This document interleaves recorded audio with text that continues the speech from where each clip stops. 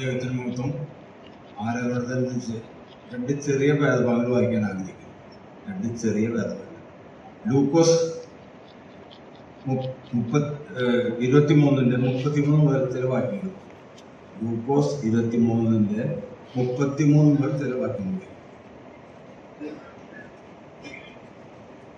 തലയോടിയിടം എന്ന സ്ഥലത്തെത്തിയപ്പോൾ അവർ അവിടെ അവനെയും ദുഷ്പ്രവൃത്തിക്കാരെയും ഒരുത്തിനെ വലത്തും ഒരുത്തിനെ അടുത്തുമായി ക്രൂശിച്ചു.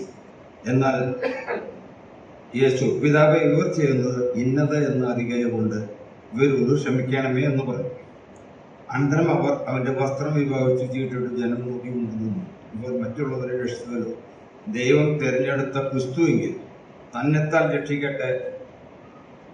രക്ഷിക്കട്ടെ എന്ന് പ്രധാനികൾ പരിഹസിച്ചു പറഞ്ഞു. പടയാളികൾ അവനെ പരിഹസിച്ചു. അടുത്തു വന്ന് അവനെ കുളിച്ച വീഞ്ഞു കാണിച്ചു. നീ യഹൂദന്മാരുടെ രാജാവെങ്കിൽ നിന്നെ തന്നെ രക്ഷിക്കുക എന്ന് പറഞ്ഞു. ഇവൻ യഹൂദന്മാരുടെ രാജാവ് എന്നൊരു മേലെടുത്തും അവന്റെ മീതെ ഉണ്ടായത്. തൂക്കിയ ദുഷ്പ്രവർത്തകരിൽ ഒരുത്തവൻ, നീ ക്രിസ്തു അല്ലയോ, നിന്നെ തന്നെയും ഞങ്ങളെ രക്ഷിക്കുക എന്ന് പറഞ്ഞ് അവനെ ദുഷിച്ചു. മറ്റവനോ അവനെ ശാസിച്ചു, സമശിക്ഷാവധിയിൽ തന്നെ ആയിട്ടും നീ ദൈവത്തെ ഭയപ്പെടുന്നില്ലയോ? നാമോ ന്യായമായിട്ട് ശിക്ഷ അനുഭവിക്കുന്നു. നാം പ്രവർത്തിച്ചതിന് യോഗ്യമായതല്ലോ കിട്ടുന്നത്. ഇവനോ അരുതാത്ത ഒന്നും ചെയ്തിട്ടില്ല എന്ന് പറഞ്ഞു. പിന്നെ അവൻ, യേശുവേ, നീ രാജ്യത്വം പ്രാപിച്ചു വരുമ്പോൾ എന്നെ ഓർത്തുകൊള്ളന്മേ എന്ന് പറഞ്ഞു. യേശു അവനോട്, ഇന്നും നീ എന്നോടുകൂടി പറഞ്ഞിരിക്കും എന്ന് പറഞ്ഞു. സത്യമായി നിന്നോട് പറയുന്നുണ്ട്. ഇവിടെ വായിച്ച ഭാഗങ്ങളെ ഒരു രക്ഷപ്പെടലും രക്ഷിക്കപ്പെടലും കൂടിയാണ് എൻ്റെ അഭിപ്രായം. കാരണം അതുവരെ അവൻ ആ അവസാന നിമിഷത്തിലാണ് അതിനൊരു ബോധോദയം തോന്നണേ. നമ്മള് അരുതാത്തൊന്നും ചെയ്തിട്ടില്ല, നമ്മൾ അരുതാ ചെയ്യുന്നു. അപ്പൻ അവസാനം അവൻ രക്ഷിക്കപ്പെട്ടില്ല. ആ സ്നാനപ്പെടാനുള്ള സമയമൊന്നുമില്ല, അവന്റെ വാക്കാണ് അവസാനം. നീ ഇന്ന് എന്നോടുകൂടെ പ്രദേശിലിരിക്കും എന്ന് യേശു സത്യത്തിനോട് പറയുന്നു. എന്നെ ഓർക്കണമെന്ന് മാത്രം പറഞ്ഞു പോകും. അവനത് പറയാനുള്ള ആൻപേറുള്ളൂ. അവൻ മരിച്ചുകൊണ്ടേയിരിക്കുകയാണ്. എങ്കിൽ ആ മറ്റേ കള്ളെ പറ്റി നമുക്ക് ഒന്നും പറയാനില്ല. അവൻ മിക്കവാറും നിത്യനരകത്തിലേക്ക് പോയി കാണാൻ പ്രതീക്ഷിക്കും. അവിടെ പിതാവ്, മറ്റൊരു വാക്യം 34-ാമത്തെ വാക്യം, പിതാവേ, ഇവർ ചെയ്യുന്നത് ഇന്നത് എന്ന് അറിയുക കൊണ്ട് ഇവരോട് ക്ഷമിക്കണമേ. അപ്പോ എത്രത്തോളം ക്ഷമയുണ്ട്. നമുക്കത് ചെറിയൊരു സൂചി കൊണ്ടുള്ള കുത്തി കഴിഞ്ഞാൽ നമ്മൾ അവരോട് ചാടി കടിക്കും. എന്നാൽ പിതാവേ, ഇവർ ചെയ്യുന്നത് ഇന്നത് എന്ന് അറിയുക കൊണ്ട് ഇവരോട് ക്ഷമിക്കണമേ.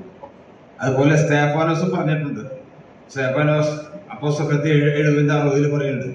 സ്തേഫാനോസ് മുട്ടുകുത്തി, കർത്താവേ, അവർക്ക് ഈ പാപം നിർത്തരുത് ഇത് പറഞ്ഞിട്ട് അവൻ ദുരിതഭാവിച്ചു. നമ്മൾ ക്രിസ്തുവിനോട് ഭൂമിക്കാൻ പറ്റില്ല എങ്കിലും മരണത്തിനോട് രണ്ടാളും ഏകദേശം ഒരേ പ്രവർത്തനം മരിച്ചുകൊണ്ടിരിക്കുകയാണ്. അപ്പൊ നമ്മൾ അങ്ങനെയായിരിക്കണം. ഒരു ഭാഗത്തോടും ബാക്കിയാണ്. ഒരു ഭാഗത്തോടും യോഹന്നാൻ 19-ന്റെ 28, യോഹന്നാൻ 19:28-30. അതിന്റെ ശേഷം സകലവും തികഞ്ഞിരിക്കുന്നു എന്ന് യേശു അറിഞ്ഞിട്ട് തിരുവെഴുത്ത് നിവൃത്തിയാകും വണ്ണം എനിക്ക് ദാഹിക്കുന്നു എന്ന് പറഞ്ഞു. അവിടെ പുളിച്ച വീഞ്ഞും നിറഞ്ഞൊരു പാത്രം വെച്ചിട്ടുണ്ടായിരുന്നു.